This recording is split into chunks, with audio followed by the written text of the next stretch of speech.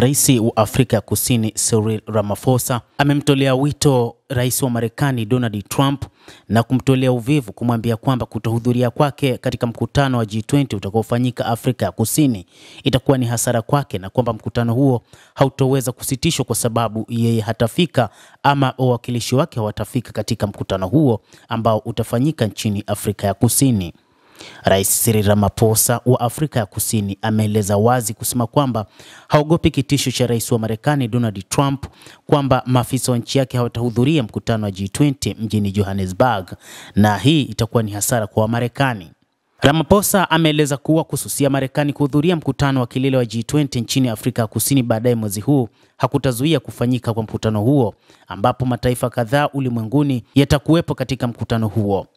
Tutafanya maamuzi ya kimsingi na kutokuwepo kwa Marekani ni hasara kwa wenyewe, Ramaphosa alisisitiza, akisema Washington inakwepa jukumu muhimu sana inalopaswa kuchukua kama nchi yenye uchumi mkubwa duniani. Mataifa mengi yamekuwa yakilaumu Marekani kwa kile inachotajwa rais wao wa sasa Bwana Donald Trump anataka kuishi kama mfalme, kwa maana kutiiwa na kila yeyote katika ulimwengu, jambo ambalo baadhi ya wapinzani wake wamekuwa wakilipinga. Mataifa kadhaa ulimwenguni yamekuwa yakipokea vitisho kutoka kwa rais wa Marekani Donald Trump, na hata katika miezi ya hivi karibuni ama baada ya kuingia madarakani, rais huyo alitishia sana Afrika ya Kusini, huku akiwataka wazungu ambao wanaishi nchini humo waondoke katika taifa hilo kwa kile alichokitaja kwamba kumekuwa na ubaguzi, huku akitoa baadhi ya picha zinazoonyesha ubaguzi wa wazungu nchini Afrika Kusini. Na hata katika mkutano wake na Ramaphosa nchini Marekani, rais huyo wa Marekani alionyesha picha ambazo Ramaphosa alisema si picha sahihi, ambazo zilikuwa katika baadhi ya magazeti yaliyochapishwa, hasa magazeti ya Ulaya na Marekani. Rais wa Marekani alitangaza kuwa hakuna maafisa wa Marekani watakaohudhuria mkutano wa kila mwaka wa kundi la G20 huko Johannesburg nchini Afrika Kusini. Matamshi hayo yanatokana na madai yaliyokanushwa ya mauaji ya halaiki ya wazungu nchini humo na kifuniko tu cha nia halisi ya Trump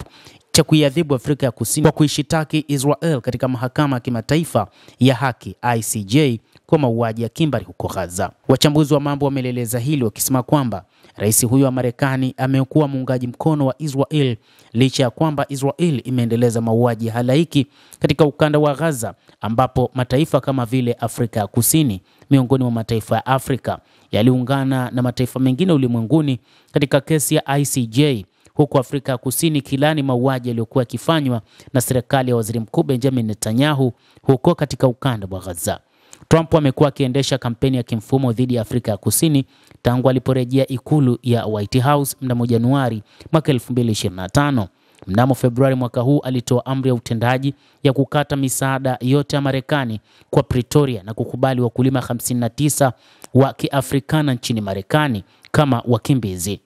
Kususia mkutano wa kilele wa G20 ambao Afrika ya Kusini ni mwenyekiti wake kuanzia Desemba mwaka 2024 ni sehemu ya mashinikizo ya Marekani dhidi ya Afrika ya Kusini kutokana na hatua yake ya kuishitaki Israel katika mahakama ya ICJ.